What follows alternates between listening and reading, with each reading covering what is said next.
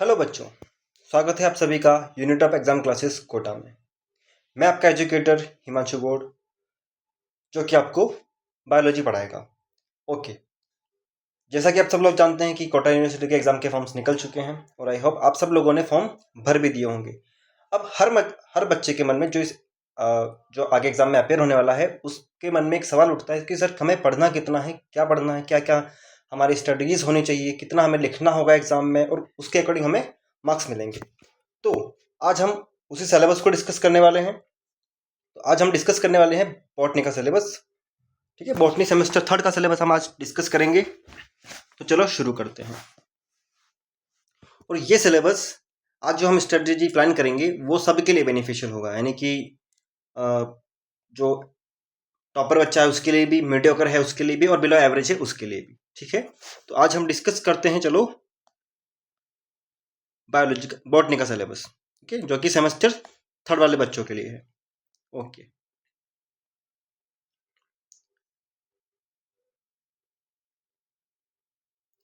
ठीक है। सिलेबस को डिस्कस करने से पहले हम डिस्कस करते हैं पेपर पैटर्न को, कि भाई हमारा पेपर का पैटर्न क्या होगा, कितने मार्क्स के क्वेश्चन आएंगे, कितने सेक्शंस में हमारा पेपर डिवाइड होगा, कितने यूनिट्स से कितने क्वेश्चन हमें देखने को मिलेंगे।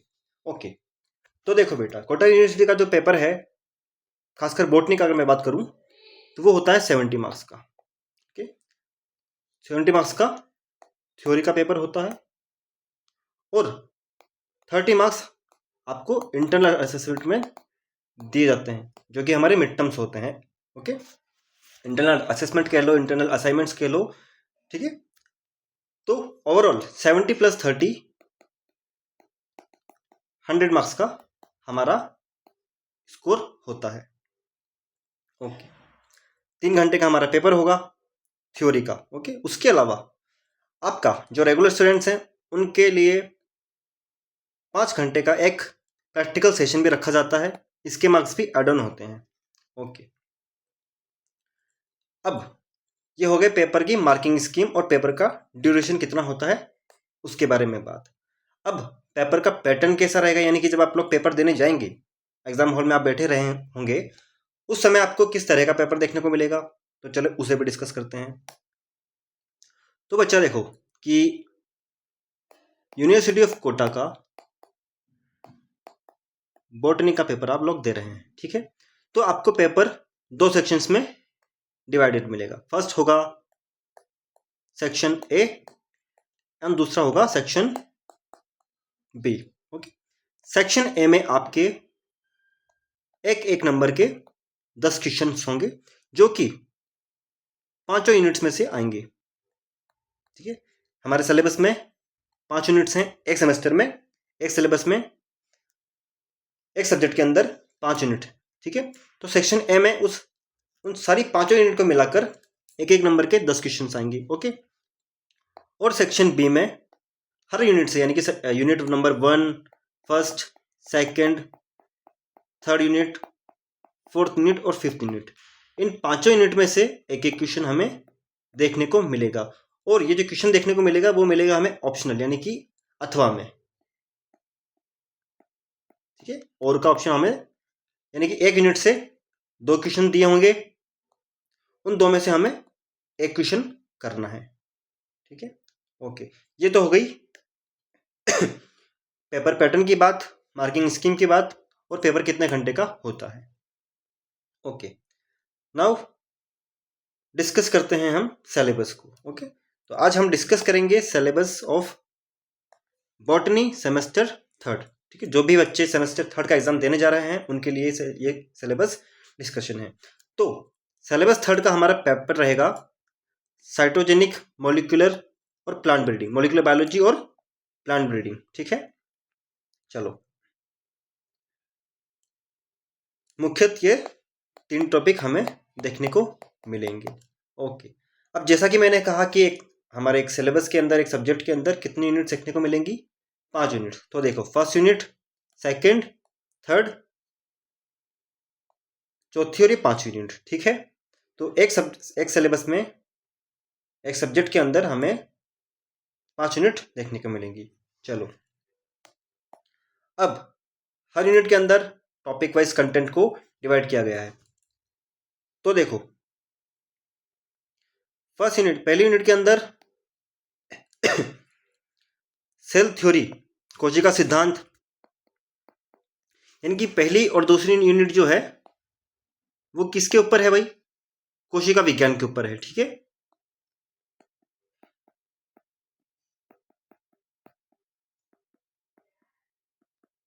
कोशिका विज्ञान के ऊपर है। ठीक है, हम बचपन से पढ़ते आ रहे हैं भाई कि कोशिका जो होती है वो हमारी क्या होती है? मुख्य कार्य की इकाई होती है। ठीक है, बेसिक यूनिट ऑफ लाइफ होती है, फंक्शनल यूनिट ऑफ लाइफ होती है। ओके, तो अब इसमें हमें क्या क्या पढ़ना है भाई? हमें पढ़ना है सेल थ्योरी, सेल का उत्पत्ति कैसे हुई। ठीक है, पहली सेल की खोज किसने की, उसकी संरचना कैसी होती है, उसका स्ट्रक्चर कैसा होता है, किस किस संरचना के आधार पर, यानी कि कोशिका के आधार पर जीवों को कितने भागों में बांटा गया है, ये सब हम इस यूनिट में डिस्कस करेंगे। तो सबसे पहले सेल थ्योरी। ओके, सेल का सिद्धांत, सेल की संरचना, सेल कैसे दिखती है भाई? प्रोकैरियोटिक जीवों में, यूकैरियोटिक जीवों में कैसी सेल्स होती हैं, किस तरह की सेल्स होती हैं उसकी मेम्ब्रेन मतलब कि झिल्लियां।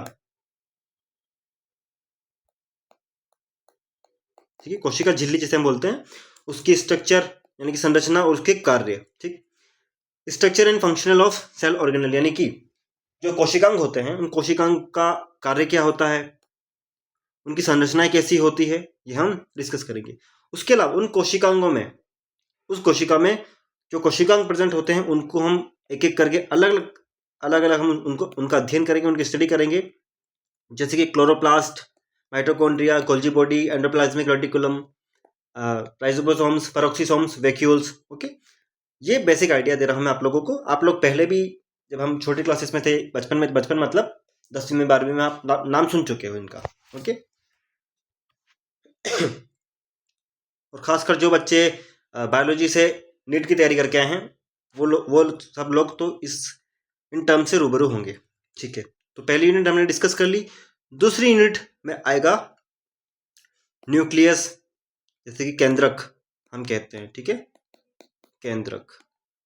क्रोमेटिन, जैसा कि हम जानते हैं कि हमारा जेनेटिक मटेरियल है वो एक बहुत ही कॉम्पैक्टली क्या होता है? पैक होता है।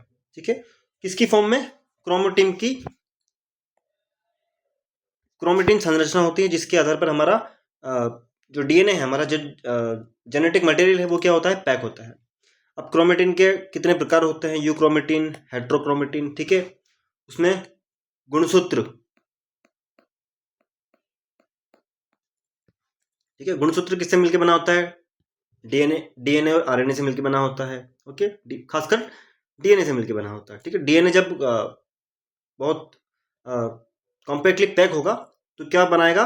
क्रोमोसोम। ओके, क्रोमोसोम का स्ट्रक्चर यानी कि संरचना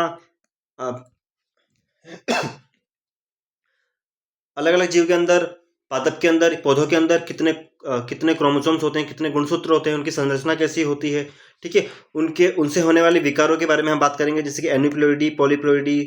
ठीक है, और कुछ विशेष प्रकार के क्रोमोसोम्स हमें देखने को मिलते हैं, उनका हम अलग से अध्ययन करेंगे। उसके अलावा न्यूक्लियोसोम मॉडल।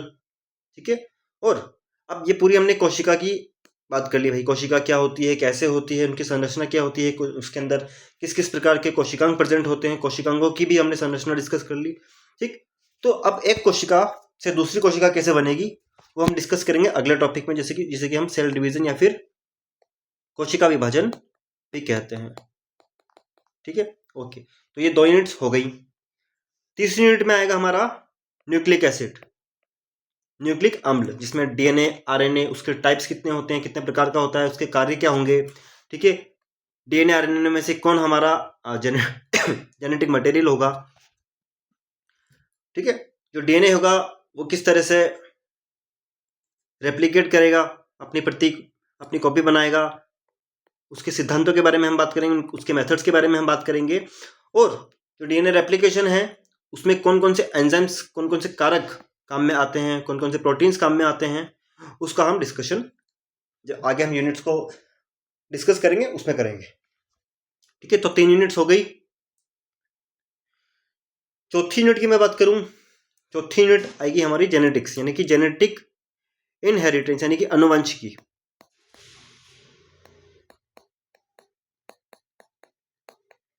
अनुवांशिकी,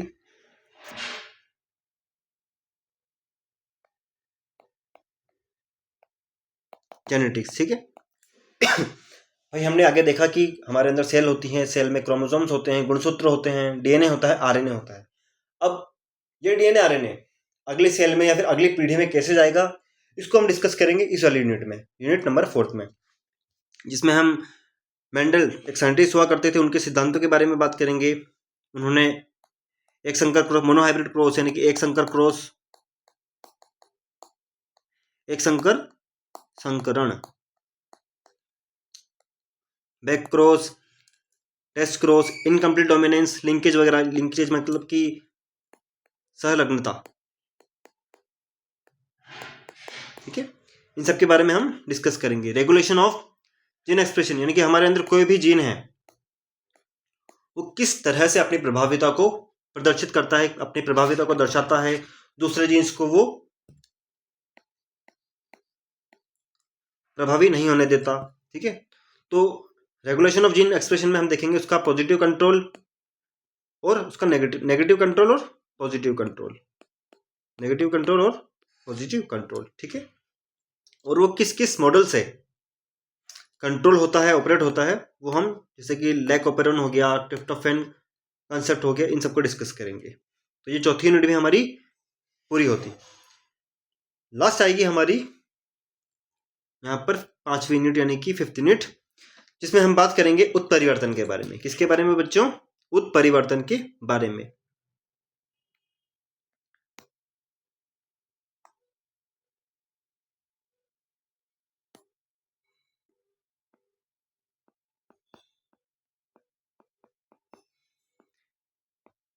जिसे कि हम म्यूटेशन भी कहते हैं। ठीक है, क्या कहेंगे हम? म्यूटेशंस।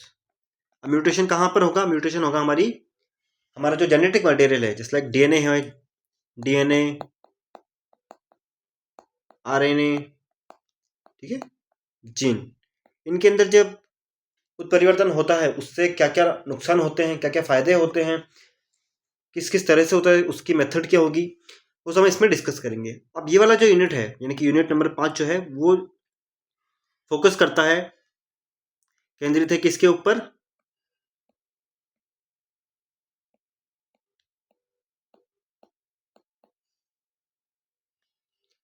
पादप जनन यानी कि प्लांट ब्रीडिंग के ऊपर। यानी कि प्लांट ब्रीडिंग में क्या होगा भाई कि जैसे हमें किसी नए नस्ल का पौधा ईजाद करना है तो हम क्या मेथड अपनाएंगे? हम अलग अलग तरह की प्लांट ब्रीडिंग टेक्निक्स को उपयोग में लेंगे। अब उत्परिवर्तन में उसके कारक कौन कौन से होते हैं, यानी कि म्यूटेशंस, फिर वो उत्पन्न कहाँ से होता है, उसकी ओरिजिन के बारे में डिस्कस करेंगे। प्लांट ब्रीडिंग के क्या क्या सिद्धांत होते हैं उनके बारे में हम डिस्कस करेंगे। ओके, ठीक है। Introduction selection of mass, pure line और कॉलोनी, यानी कि हमें कोई नई प्रजाति पादप की या किसी भी पौधे की हमें ईजाद करनी है। तो भाई जब हम दही जमाते हैं तो दही जमाने के लिए हम पुराने दही का यूज़ करते हैं, जामन का यूज़ करते हैं, तो जामन भी अच्छी क्वालिटी का होना चाहिए। ठीक है, तो उसी तरीके से जब हम कोई नई प्रजाति ईजाद करते हैं तो हमें जो पहले से मौजूद है उसकी, उस पादप की भी, उस पौधे की भी हमें क्या लेना पड़ेगा? अच्छी प्रजाति को लेना पड़ेगा। तो उसका हम क्या करते हैं भाई? सिलेक्शन करते हैं। उसका कुछ गुणवत्ता प्रयोग होते हैं, गुणवत्ता का टेस्ट होते हैं, उसके बेसिस पर हम, उसके आधार पर हम क्या करेंगे? उस प्लांट का सिलेक्शन करेंगे। हाइब्रिडाइजेशन टेक्निक्स को हम यूज करके क्या बनाएंगे? हम एक नई ब्रीड, एक नई नस्ल का पौधा तैयार करेंगे। ठीक है, तो ये सब आएगा किसके अंदर? यूनिट नंबर 5, प्लांट ब्रीडिंग में। प्लांट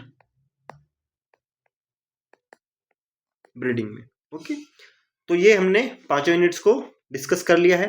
पहले यूनिट में बेसिक सेल का स्ट्रक्चर है, कोशिका की संरचना है, कोशिका के सिद्धांत है, कैसे आई थी, किस किस ऑर्गेनिज्म में कैसे कैसे सेल्स प्रेजेंट होंगी। दूसरी यूनिट में केंद्रक है, हमारा जो जेनेटिक मटेरियल है उसके बारे में। ठीक है, न्यूक्लियस है, न्यूक्लियस का क्रोमोसोम मॉडल।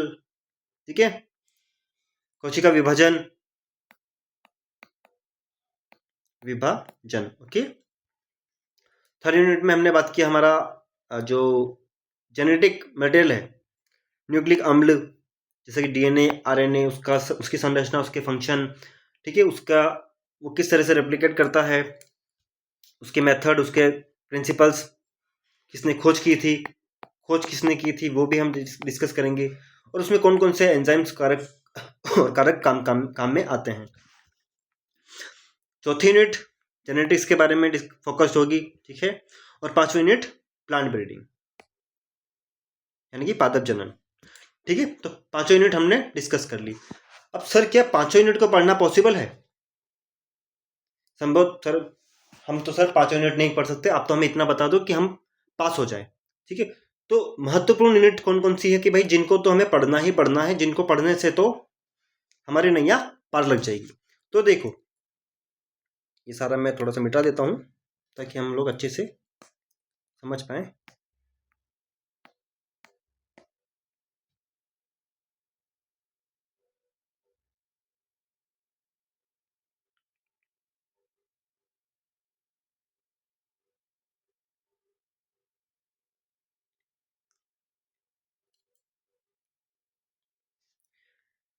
अब देखो बच्चों, हमारे पास दो कैटेगरी के स्टूडेंट्स होते हैं, ठीक है, जिन्हें एक तो सब पढ़ना है, और कुछ लोग होंगे, ठीक है, विद्वान लोग, जिन्हें सिर्फ क्या होना है, पास होना है। तो वो पूरा सिलेबस तो पढ़ेंगे नहीं, कुछ सेलेक्टेड यूनिट्स हैं वो पढ़ेंगे। तो ऐसा क्या पढ़े सर? पढ़ने वाला बच्चा जिसको अच्छी रैंक लानी है, अच्छे नंबर लाने हैं, अच्छा स्कोर करना है, वो तो पांचों यूनिट पढ़ेगा, सारे पॉइंट्स को कवर करेगा। बट कुछ ऐसे भी होंगे जिनके पास समय का अभाव होगा भाई, ठीक है, समय का अभाव होगा, समय की कमी होगी, तो वो लोग कुछ महत्वपूर्ण यूनिट्स करके चले जाएंगे। अब उनमें क्या होगा, देखो, अब पहली यूनिट है, ठीक है, तो पहली यूनिट तो हमें पूरी करके जानी है, क्या करनी है, कंप्लीट करके जानी है, क्योंकि ये है इस पूरे सेमेस्टर थर्ड की सिलेबस, बॉटनी के सिलेबस का आधार। क्या है भाई? आधार।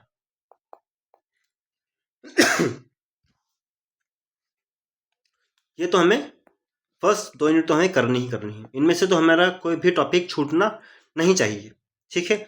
सेल थ्योरी हमें पूरी पढ़नी है, इसकी संरचना हमें पूरी पढ़नी है, ठीक है।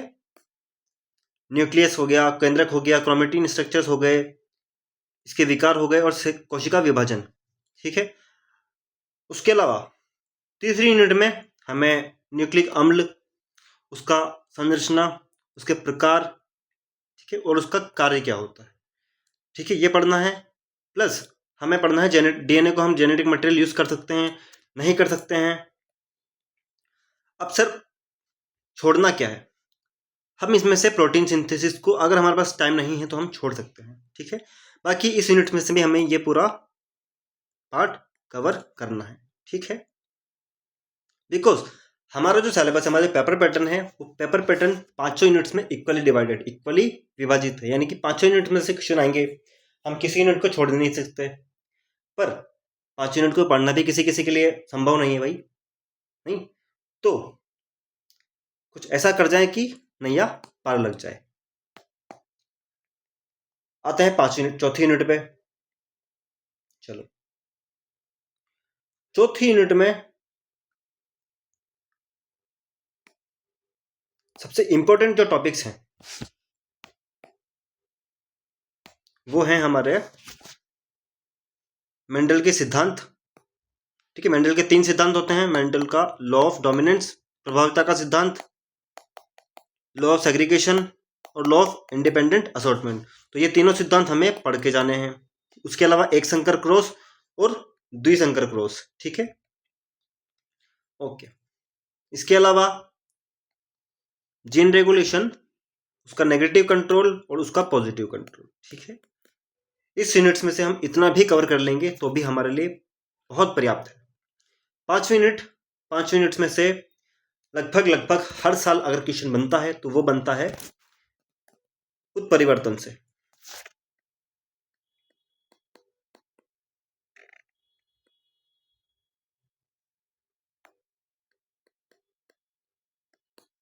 उत्परिवर्तन से यानी कि म्यूटेशन से क्वेश्चन बनेगा ही बनेगा। और इसका एक बनता है डिस्क्रिप्टिव क्वेश्चन, ठीक है, यानी कि हमें लेंथी क्वेश्चन बनेगा, हमें ज़्यादा मार्क्स का क्वेश्चन हमें देखने को मिलेगा, ठीक है। उसके अलावा उत्परिवर्तन के प्रकार, उत्परिवर्तन में उसकी डेफिनेशन, परिभाषा, प्रकार, कारक, उत्परिवर्तन से होने वाले फायदे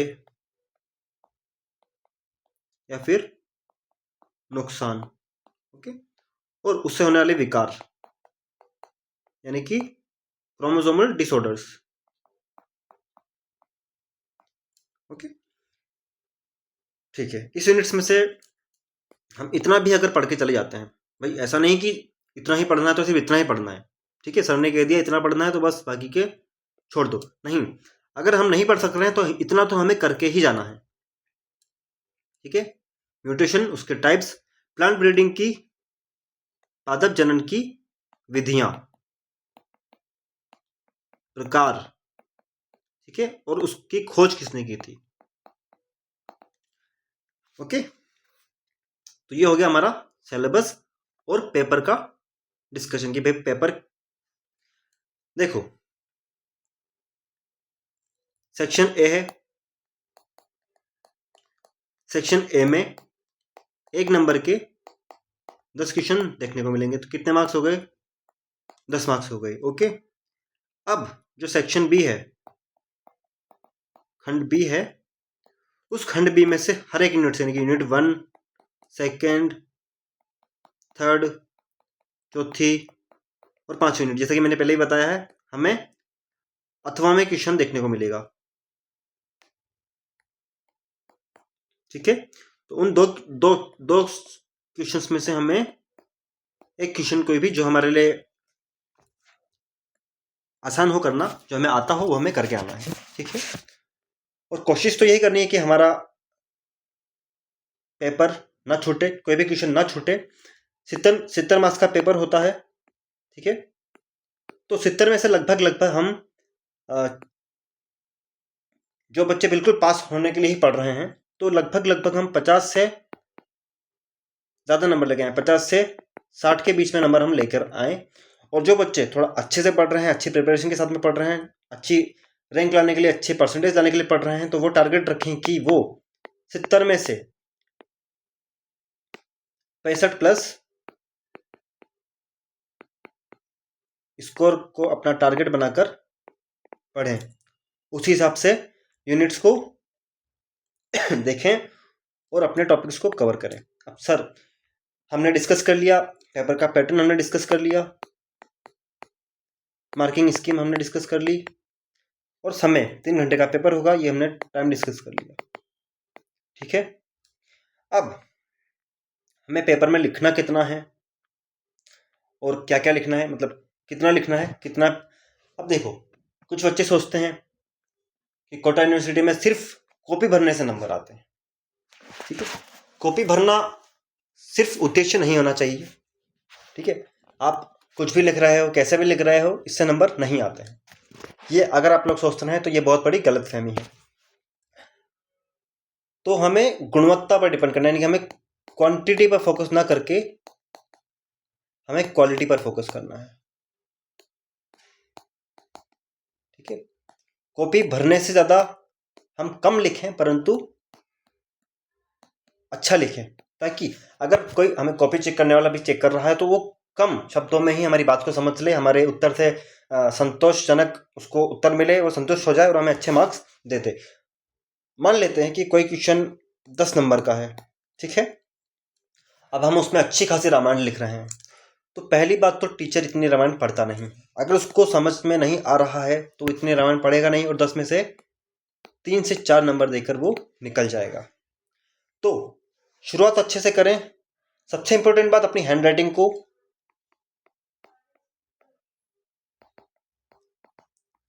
ये बात शुरू से बचपन से आपसे कही गई है, 10वीं क्लास में, 12वीं क्लास में, कि अपनी hand writing is the first impression. हमारा प्रथम क्या होता है, एक्सप्रेशन इंप्रेशन होता है हैंड राइटिंग। बाकी हम क्या लिख रहे हैं, कितना नॉलेज हमारे अंदर है, वो क्या होता है, वो सेकेंडरी होगा। अब हमने अगर अच्छा लिखा तो पर्टिकुलर हमें क्या करना है, किसी भी यूनिट को ऐसा नहीं कि हम कुछ भी लिख रहे हैं, लिखना वही जो हमें आता है। अगर अब जितना हमें आता है उतना हमने लिख लिया, उसके बाद भी अगर मैटर कम बच रहा है, हमें लग रहा है कि भाई हमने कम लिखा है, तो उसमें उसी टॉपिक से रिलेटेड लिखें। ना कि भाई मान लो कि माइटोकॉन्ड्रिया के बारे में पूछा गया है, ठीक है, पूछा गया है माइटोकॉन्ड्रिया के बारे में और आप लिख रहे हैं एंजाइम के बारे में, तो रिलेवेंसी ही नहीं है। ठीक है, तो पहली चीज क्वांटिटी को फोकस ना करके क्वालिटी पर हम लोग केंद्रित रहे, अपना उत्तर हमारा केंद्रित रहे किस पे, क्वालिटी पे। ओके, फिर भी सर कि हमसे तो नहीं हो पा रहा है, हमें तो बस लिखना है, पास होने के लिए पढ़ना है, हमें तो सर कैसे भी करके 70 में से 40 में से 50 नंबर के बीच में हमें लेकर आने हैं।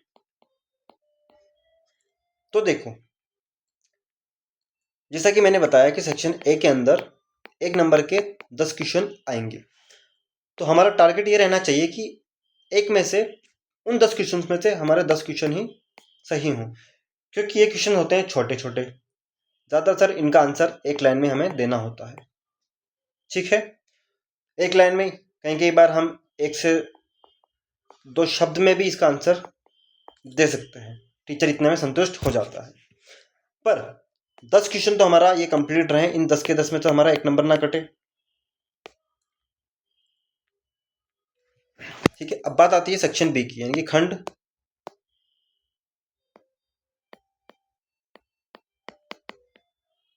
बी की। ओके, इसमें हर यूनिट से एक क्वेश्चन रहेगा, तो हर एक क्वेश्चन में हम टारगेट लेकर चलें कि हमें 5 नंबर का क्वेश्चन अगर दे रखा है तो हम 3 नंबर तो लेकर आए। ठीक है, और 10 नंबर का यदि क्वेश्चन है तो हम इतना लिख लें। 10 नंबर के क्वेश्चन में जैसे हमें आगे पीछे लिखना होता है, तो हम 3 पेज आगे पीछे का मिला के 3 पेज 2.5 पेज तो लिखें, ताकि और गुणवत्तापूर्वक लिखें, ताकि टीचर हमें लगभग 6 से 8 नंबर तो देकर जाए। ठीक है, ऐसा नहीं भाई कि हमने इतना कम लिखा है कि हमें टीचर नंबर ही नहीं दे रहा है, या फिर ज़्यादा भी लिखा है तो इतना फालतू लिखा है कि वो इरिटेट होकर हमें 3 नंबर 4 नंबर देकर निकल जाए। तो गुणवत्तापूर्वक कम लिखना है, पर गुणवत्तापूर्वक लिखना है, ताकि हमें 6 से 8 नंबर हमें आसानी से मिल जाए। हम जैसे कि अगर हम बात करते हैं 10 नंबर, और हर एक यूनिट में अगर हम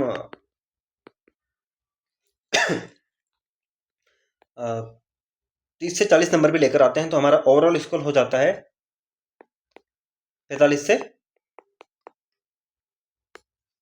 50। ये पास होने के लिए पर्याप्त है।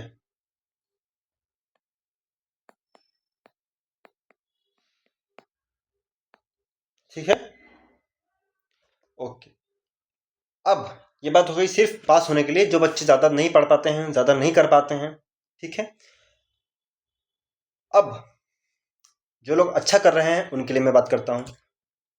चलो थोड़ा सा मैं मिटा देता हूँ इसे। ठीक है, उन्हें तो पूरा सिलेबस अच्छे से कवर करना है, लैंग्वेज अच्छी रखनी है, अपनी शब्दावली का अच्छी शब्दावली का प्रयोग करना है, अच्छी लैंग्वेज का प्रयोग करना है। ठीक है, और अच्छी से अच्छी भाषा में अपने उत्तर को विस्तार से समझाना है।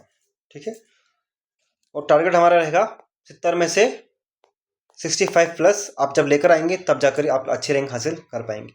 तो ये तो हो गया हमारा पूरा सिलेबस का डिस्कशन। ठीक है बच्चों, अब पढ़ना कैसे है भाई, चलो ये भी बता देते हैं पढ़ना कैसे है। कुछ लोग अपना हैंड रिटन नोट्स को प्रेफर करते हैं, किसी दूसरे सोर्स से अगर नोट्स लेते हैं तो उसको प्रेफर करते हैं, उनका सोर्स अलग हो सकता है। कुछ बच्चे होते हैं जो बुक्स को प्रेफर करते हैं। ठीक है, तो मेरी मानते अगर मेरा, जैसे मैं भी बीएससी का छात्र रहा हूँ, मैं भी कोटा विश्वविद्यालय का ही छात्र रहा हूँ, बीएससी मेरी यहीं से हुई है। तो हम लोग हमारे समय पर हम बुक्स का प्रयोग करते थे, खासकर जो हमारे जो लोकल ऑथर्स होते हैं। हिंदी मीडियम की अगर मैं बात करूँ तो हमारे पास एक अलका पब्लिकेशन होती है,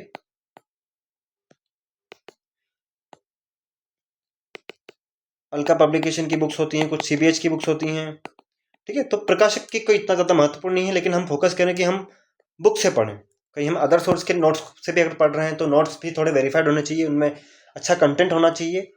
और बुक से पढ़ रहे हैं तो बहुत ही अच्छी बात है, बिकॉज किताब का तो कोई दूसरा तोड़ ही नहीं है। अच्छी बुक को सेलेक्ट करो। हम इन बुक्स के ऊपर हम कौन कौन सी बुक्स पढ़नी है, क्या क्या पढ़ना है, किस किस ऑथर की बुक हमें, किस किस लेखक की बुक हमें प्रेफर करनी चाहिए, हम आगे अगले लेक्चर में, एक अच्छे लेक्चर में, इसके लिए सेपरेट लेक्चर में बनाऊंगा, उसमें हम डिस्कस करेंगे। ओके, तो बच्चों ये हो गया इतना हमारा सिलेबस डिस्कशन। अब एक महत्वपूर्ण जानकारी मैं आप लोगों को देना चाहूंगा। हमारे यूनिट ऑफ एग्जाम क्लासेस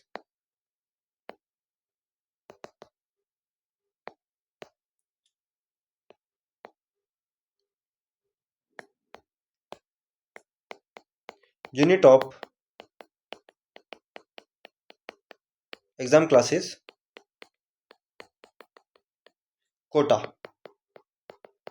में आप सभी के लिए एनरोलमेंट शुरू हो चुके हैं। एनरोलमेंट्स शुरू हो चुके हैं।